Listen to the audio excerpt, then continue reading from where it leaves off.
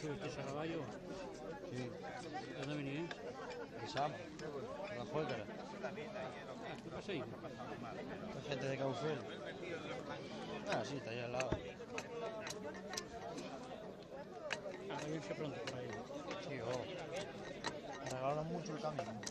Hostia, desde la ciudad para acá ahora también. Está muy bien, muy bien, muy bien. Eso, si se pone en coche. No, ahora vienes en coche. Yo pasé yo con el terreno para allá con el Frontera. A pasar. Hay zonas que pases justo. Hay cachucos que Pasen muy justo. también estrechino.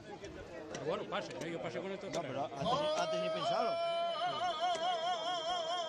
No, y si no bajes también por lo que lleva la pista del agua y coges la otra pista que es la parte baja.